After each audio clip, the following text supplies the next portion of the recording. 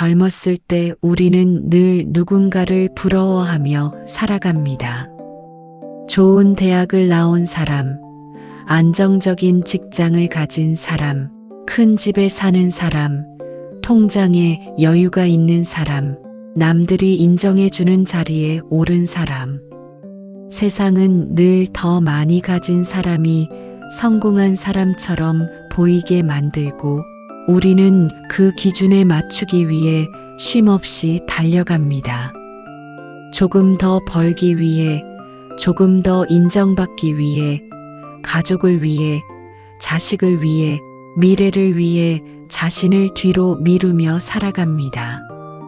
그렇게 수십 년을 보내고 어느 날 거울 속 내 모습을 바라보게 됩니다.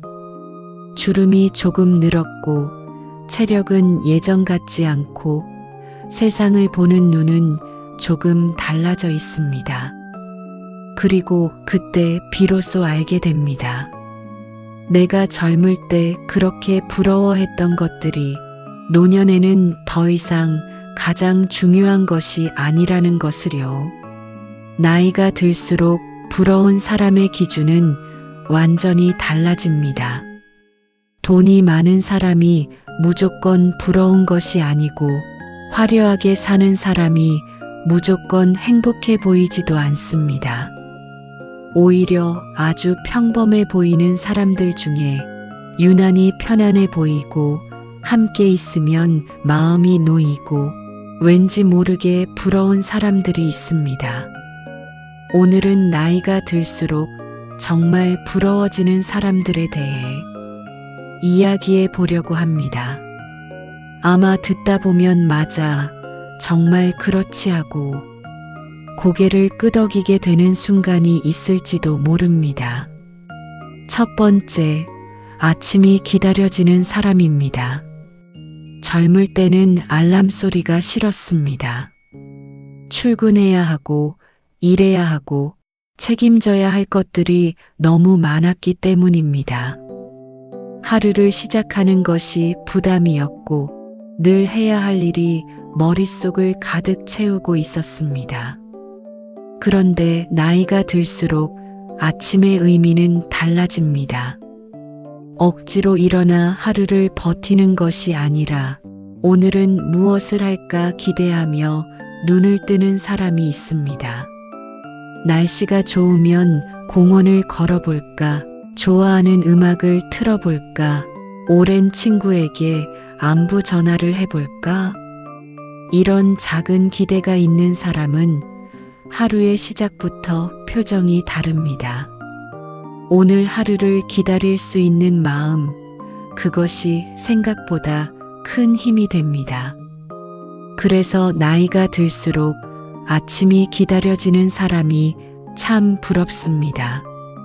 두 번째, 남과 비교하지 않는 사람입니다. 나이가 들어도 비교는 쉽게 사라지지 않습니다. 누구네 자식은 성공했다더라. 누구는 집값이 올랐다더라. 누구는 연금이 많다더라. 이런 이야기들은 어디서든 들려옵니다. 하지만 어떤 사람들은 그런 이야기에 크게 흔들리지 않습니다. 남들이 어떻게 사는지보다 내가 지금 어떻게 살고 있는지에 더 집중합니다. 내 속도대로 걷고 내 형편에 맞게 살고 내 삶을 받아들이는 사람들입니다. 비교는 끝이 없습니다. 그런데 그 비교를 내려놓는 순간 마음은 놀라울 정도로 편안해집니다. 노년이 되면 가장 부러운 사람은 많이 가진 사람이 아니라 남과 비교하지 않고 자기 삶에 만족할 줄 아는 사람입니다. 세 번째, 몸을 꾸준히 움직이는 사람입니다. 노년의 삶에서 건강보다 중요한 것은 많지 않습니다. 아무리 돈이 많아도, 아무리 좋은 환경에 살아도 몸이 따라주지 않으면 삶의 즐거움은 크게 줄어듭니다. 그런데 어떤 사람들은 나이가 들어도 꾸준히 움직입니다. 집 앞 공원을 걷고 가볍게 스트레칭을 하고 엘리베이터 대신 계단을 이용하고 하루에 몇 번이라도 몸을 움직입니다. 이런 사람들을 보면 표정이 다릅니다. 몸이 움직이니 마음도 살아있고 마음이 살아있으니 삶에도 활기가 느껴집니다. 노년의 행복은 멀리 여행 가는 데 있는 것이 아니라 오늘도 내 발로 원하는 곳까지 걸어갈 수 있는 데서 시작됩니다. 그래서 나이가 들수록 몸을 돌보며 꾸준히 움직이는 사람이 참 부럽습니다.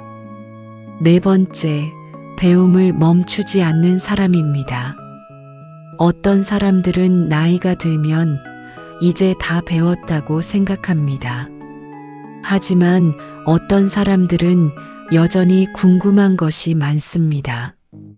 새로운 스마트폰 기능을 배워보고 새로운 음식을 만들어보고 책을 읽고 글을 쓰고 새로운 장소를 찾아갑니다.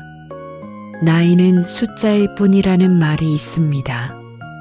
그 말이 가장 잘 어울리는 사람은 바로 배움을 멈추지 않는 사람들입니다. 호기심은 사람을 젊게 만듭니다. 새로운 것을 배우는 사람은 얼굴에서도 생기가 느껴지고 말투에서도 활력이 느껴집니다. 노년에도 배우는 사람은 늙지 않습니다. 그래서 나이가 들수록 새로운 것을 두려워하지 않는 사람이 참 부럽습니다. 다섯 번째, 자식에게 집착하지 않는 사람입니다. 많은 부모들은 평생 자식을 위해 살아갑니다.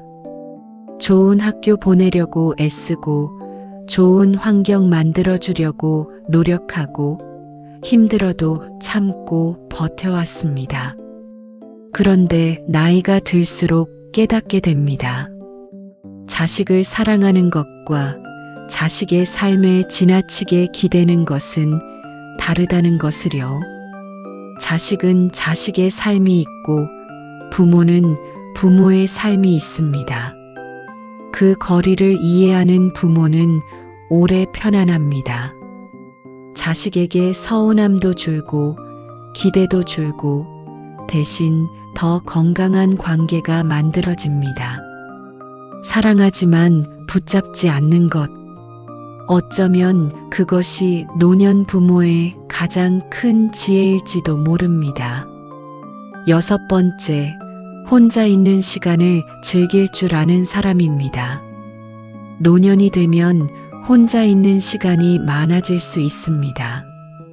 자식들은 바쁘고 친구들도 각자의 삶이 있고 배우자와도 생활 리듬이 달라질 수 있습니다. 그럴 때 어떤 사람은 외로움을 힘들어하고 어떤 사람은 그 시간을 즐깁니다. 차 한 잔을 천천히 마시고 좋아하는 음악을 듣고 산책을 하고 책을 읽고 조용히 하루를 보내는 사람. 혼자 있는 시간이 외로움이 아니라 쉼이 되는 사람은 참 강합니다. 누군가가 있어야만 행복한 것이 아니라 나 자신과도 편안하게 지낼 수 있는 사람. 나이가 들수록 그런 사람이 정말 부럽습니다. 일곱 번째, 작은 일에도 웃을 줄 아는 사람입니다. 노년에는 잃는 것도 많아집니다. 체력도 예전 같지 않고 기억력도 예전 같지 않고 주변 환경도 계속 변합니다. 그런데도 어떤 사람들은 잘 웃습니다.